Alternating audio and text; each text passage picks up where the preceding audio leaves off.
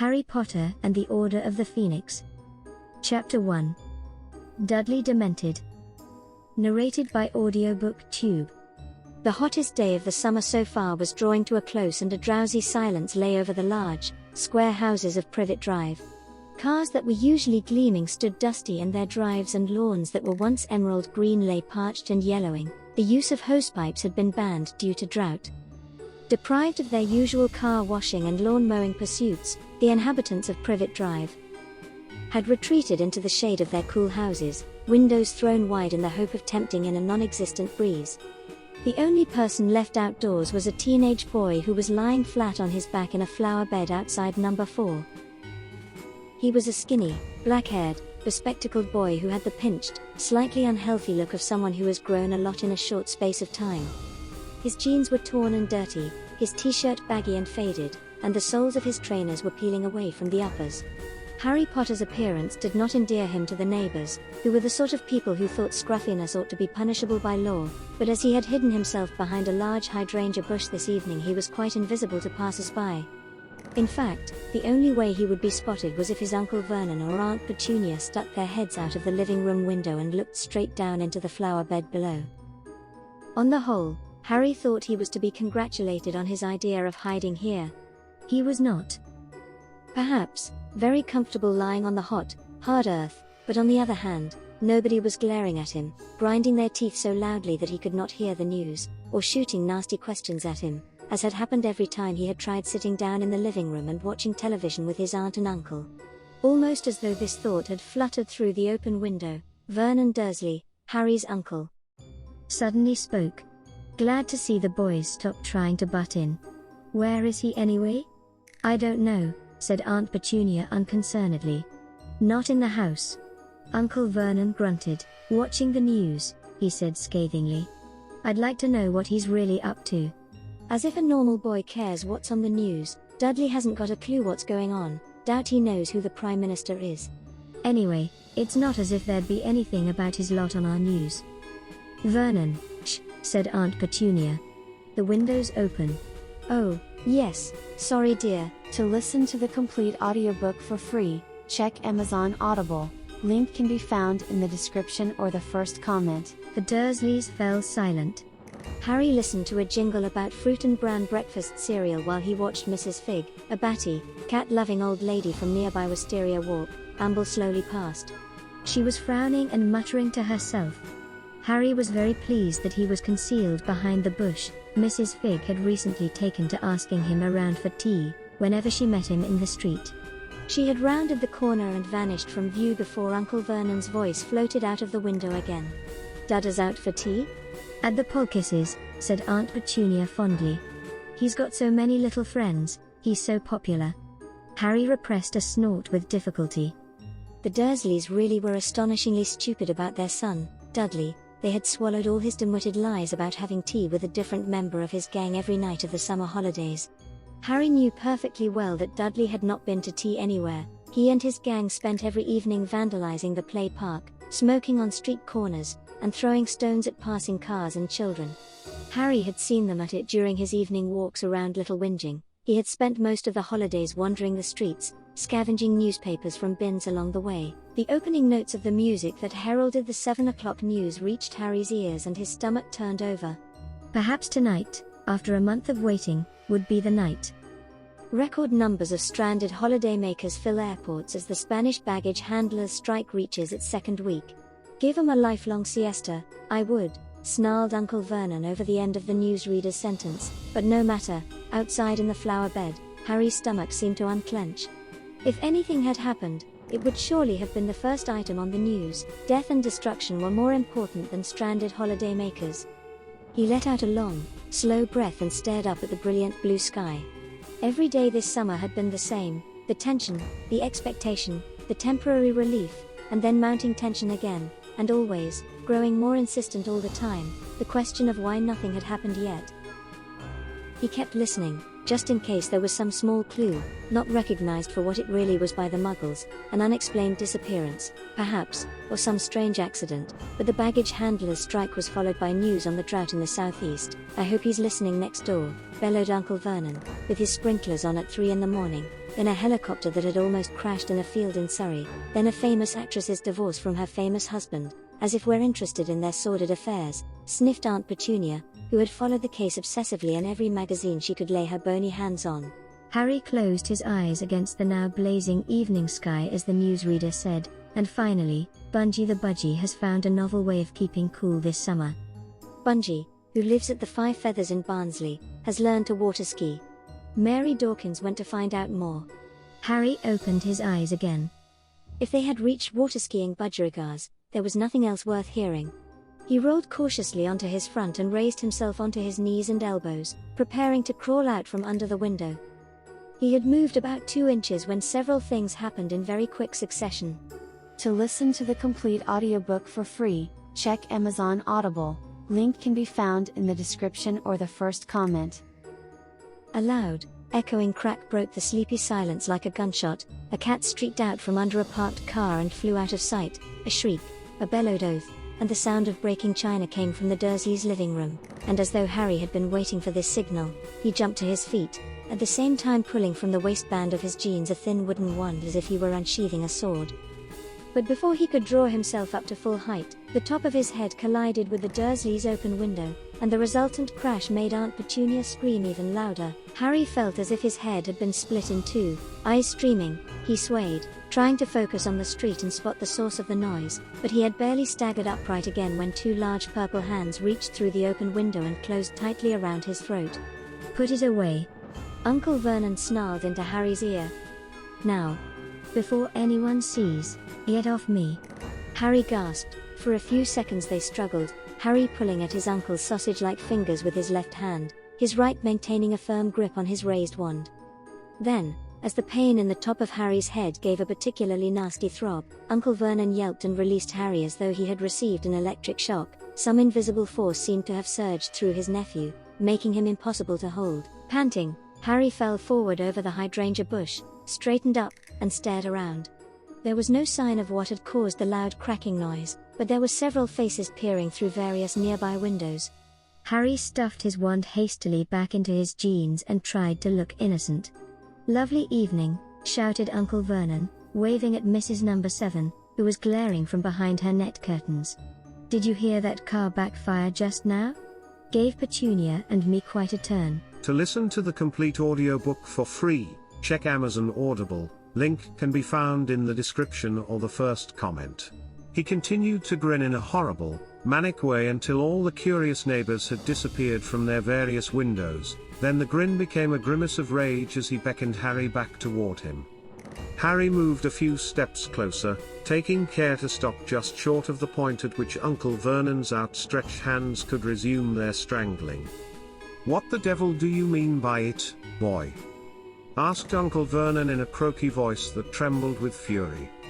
"What do I mean by what?" said Harry coldly. He kept looking left and right up the street, still hoping to see the person who had made the cracking noise, making a racket like a starting pistol right outside our. "I didn't make that noise," said Harry firmly. Aunt Petunia's thin, horsey face now appeared beside Uncle Vernon's wide, purple one. She looked livid. "Why were you lurking under our window?" Yes, good point, Petunia. "What were you doing under our window, boy?" "Listening to the news," said Harry in a resigned voice. His aunt and uncle exchanged looks of outrage. "Listening to the news? Again? Well, it changes every day, you see," said Harry. "Don't you be clever with me, boy. I want to know what you're really up to, and don't give me any more of this listening to the news tosh. You know perfectly well that you're lot." "Careful, Vernon," breathed Aunt Petunia, and Uncle Vernon lowered his voice, so that Harry could barely hear him, "that your lot don't get on our news." "That's all you know," said Harry. The Dursleys goggled at him for a few seconds, then Aunt Petunia said, "You're a nasty little liar." "What are all those?" She too lowered her voice so that Harry had to lip read the next word. "Owls doing if they're not bringing you news?" "Aha," said Uncle Vernon in a triumphant whisper. "Get out of that one, boy. As if we didn't know you get all your news from those pestilential birds. Harry hesitated for a moment. It cost him something to tell the truth this time, even though his aunt and uncle could not possibly know how bad Harry felt at admitting it. "The owls aren't bringing me news," said Harry tonelessly. "I don't believe it," said Aunt Petunia at once. "No more do I," said Uncle Vernon forcefully. "We know you're up to something funny," said Aunt Petunia. "We're not stupid, you know," said Uncle Vernon. "Well, that's news to me," said Harry, his temper rising, and before the Dursleys could call him back, he had wheeled about, crossed the front lawn, stepped over the low garden wall, and was striding off up the street. He was in trouble now and he knew it. He would have to face his aunt and uncle later and pay the price for his rudeness, but he did not care very much just at the moment. He had much more pressing matters on his mind. Harry was sure that someone apparating or disapparating had made the cracking noise. It was exactly the sound Dobby the house elf made when he vanished into thin air. Was it possible that Dobby was here in Privet Drive? Could Dobby be following him right at this very moment? As this thought occurred, he wheeled around and stared back down Privet Drive, but it appeared to be completely deserted again, and Harry was sure that Dobby did not know how to become invisible.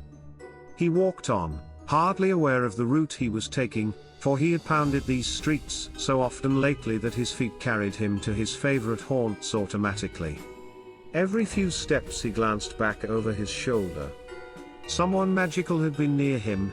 As he lay among Aunt Petunia's dying begonias, he was sure of it. Why hadn't they spoken to him? Why hadn't they made contact? Why were they hiding now? To listen to the complete audiobook for free, check Amazon Audible. Link can be found in the description or the first comment.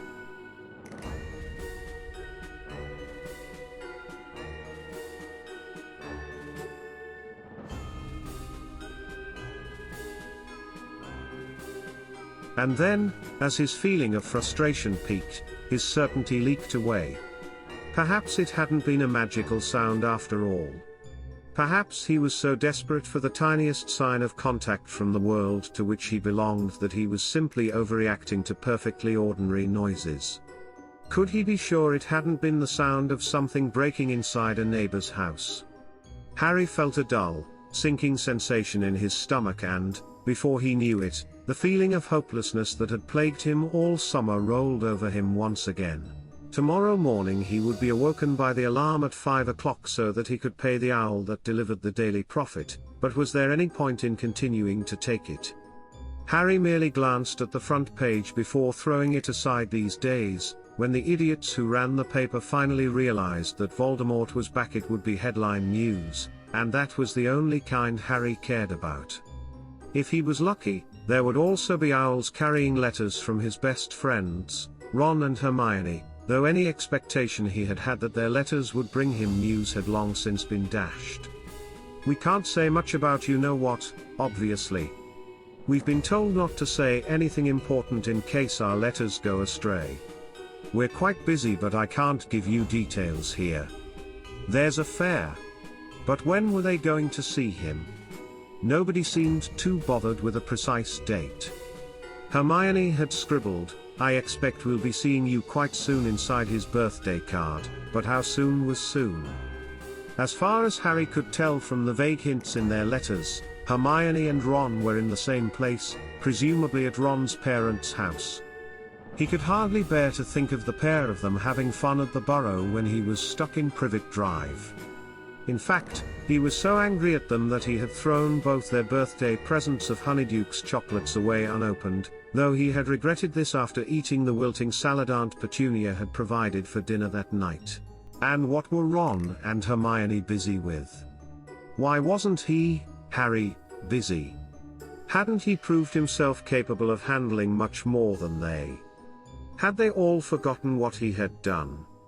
Hadn't it been he who had entered that graveyard and watched Cedric being murdered and been tied to that tombstone and nearly killed? Don't think about that, Harry told himself sternly for the 100th time that summer. It was bad enough that he kept revisiting the graveyard in his nightmares, without dwelling on it in his waking moments too. He turned a corner into Magnolia Crescent. Halfway along he passed the narrow alleyway down the side of a garage where he had first clapped eyes on his godfather. Sirius, at least, seemed to understand how Harry was feeling. Admittedly his letters were just as empty of proper news as Ron and Hermione's, but at least they contained words of caution and consolation instead of tantalizing hints. I know this must be frustrating for you. Keep your nose clean and everything will be okay. Be careful and don't do anything rash. Well, thought Harry, as he crossed Magnolia Crescent, turned into Magnolia Road, and headed toward the darkening play park.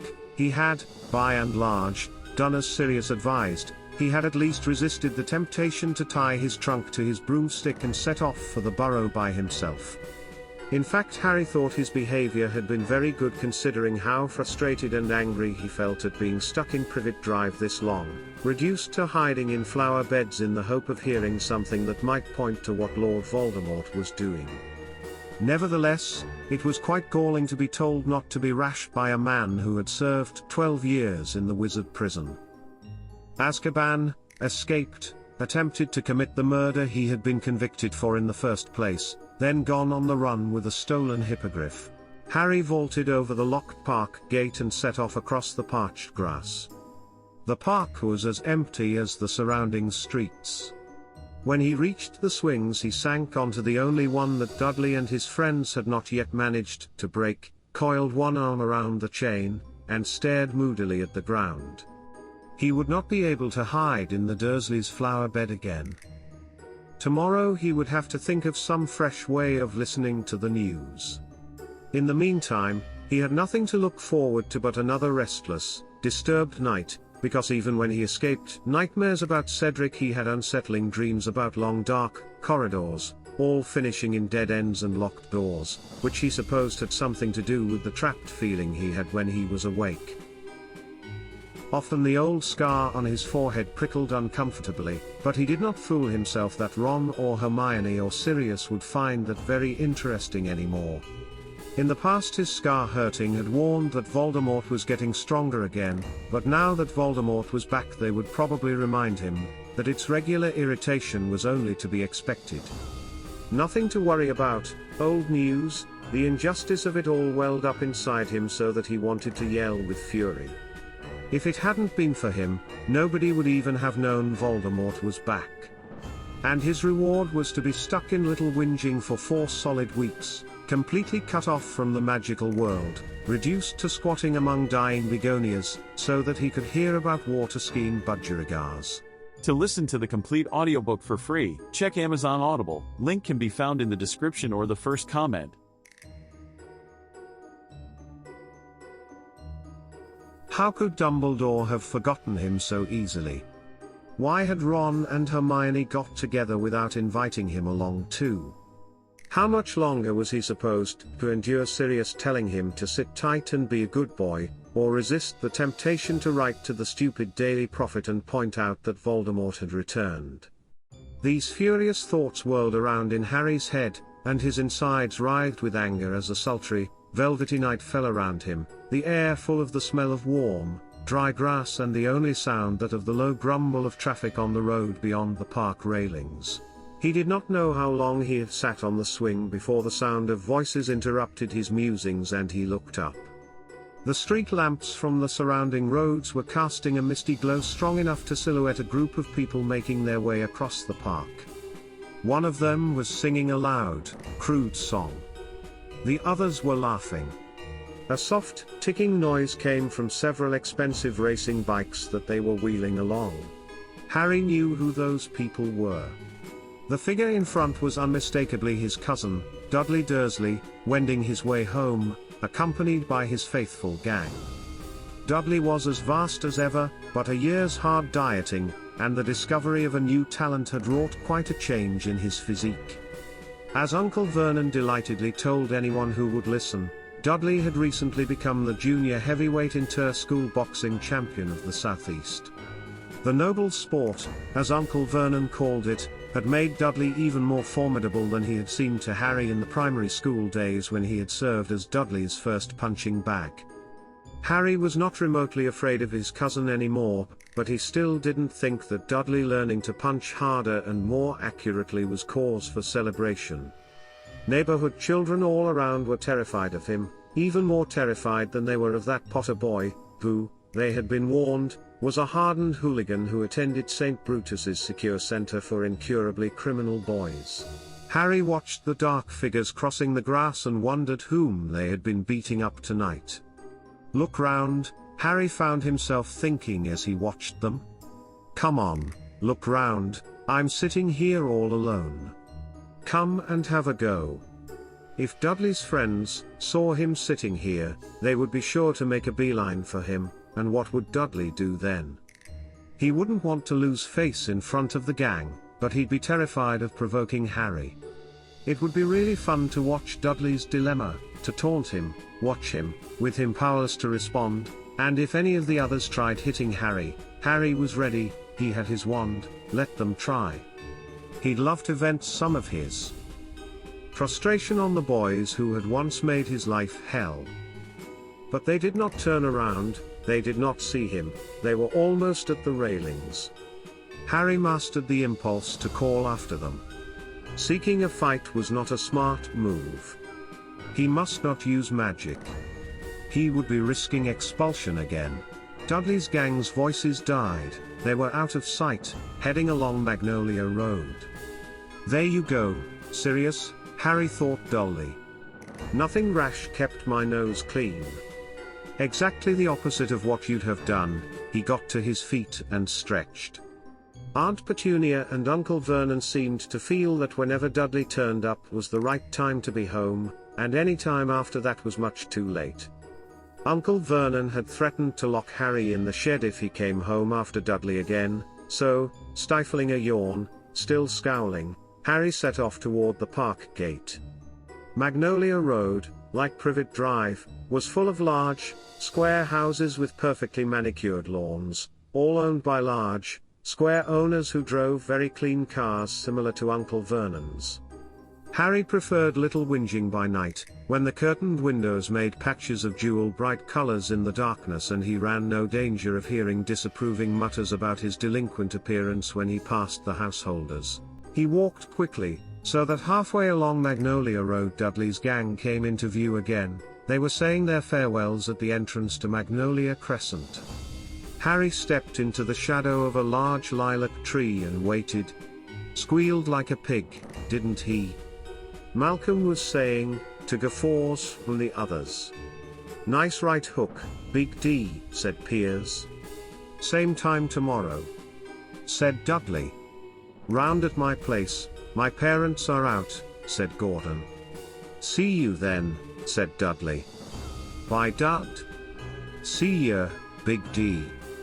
Harry waited for the rest of the gang to move on before setting off again. When their voices had faded once more he headed around the corner into Magnolia Crescent and by walking very quickly he soon came within hailing distance of Dudley, who was strolling along at his ease, humming tunelessly. Hey, Big D. Dudley turned. Oh, he grunted. It's you. How long have you been Big D then? Said Harry. Shut it, snarled Dudley, turning away again. Cool name, said Harry, grinning and falling into step beside his cousin. But you'll always be Ickle Diddykins to me. I said, shut it. Said Dudley, whose ham-like hands had curled into fists. Don't the boys know that's what your mum calls you? Shut your face. You don't tell her to shut her face. What about Popkin and Dinky Diddydums, can I use them then? Dudley said nothing. The effort of keeping himself from hitting Harry seemed to be demanding all his self-control. So who've you been beating up tonight? Harry asked, his grin fading. Another 10-year-old. I know you did Mark Evans 2 nights ago. He was asking for it, snarled Dudley. Oh yeah. He cheeked me. Yeah. Did he say you look like a pig that's been taught to walk on its hind legs? 'Cause that's not cheek, Dud, that's true." A muscle was twitching in Dudley's jaw. It gave Harry enormous satisfaction to know how furious he was making Dudley. He felt as though he was siphoning off his own frustration into his cousin, the only outlet he had. They turned right down the narrow alleyway where Harry had first seen Sirius and which formed a shortcut between Magnolia Crescent and Wisteria Walk. It was empty and much darker than the streets it linked because there were no street lamps. There. Footsteps were muffled between garage walls on one side and a high fence on the other. "Think you're a big man carrying that thing, don't you?" Dudley said after a few seconds. "What thing?" That thing you're hiding." Harry grinned again. "Not as stupid as you look, are you, Dud? But I suppose if you were, you wouldn't be able to walk and talk at the same time." Harry pulled out his wand. He saw Dudley look sideways at it. "You're not allowed," Dudley said at once. "I know you're not. You get expelled from that freak school you go to." "How do you know they haven't changed the rules, Big D?" "They haven't," said Dudley, though he didn't sound completely convinced. Harry laughed softly. "You haven't got the guts to take me on without that thing, have you?" Dudley snarled. "Whereas you just need 4 mates behind you before you can beat up a 10-year-old. You know that boxing title you keep banging on about. How old was your opponent?" 7. 8. "He was 16 for your information," snarled Dudley, "and he was out cold for 20 minutes after I'd finished with him, and he was twice as heavy as you. You just wait till I tell Dad you had that thing out. Running to Daddy now, are you? Is his little boxing champ frightened of nasty Harry's wand? Not this brave at night, are you?" sneered Dudley. "This is night, Diddykins. That's what we call it when it goes all dark like this. I mean when you're in bed." Dudley snarled. He had stopped walking. Harry stopped too, staring at his cousin. From the little he could see of Dudley's large face, he was wearing a strangely triumphant look. "What do you mean, I'm not brave in bed?" said Harry, completely nonplussed. "What, am I supposed to be frightened of pillows or something?" "I heard you last night," said Dudley breathlessly. "Talking in your sleep. Moaning? What do you mean?" Harry said again, but there was a cold, plunging sensation in his stomach. He had revisited the graveyard last night in his dreams. Dudley gave a harsh bark of laughter, then adopted a high-pitched, whimpering voice. "Don't kill Cedric. Don't kill Cedric." "Who's Cedric, your boyfriend?" You're lying," said Harry automatically. But his mouth had gone dry. He knew Dudley wasn't lying. How else would he know about Cedric?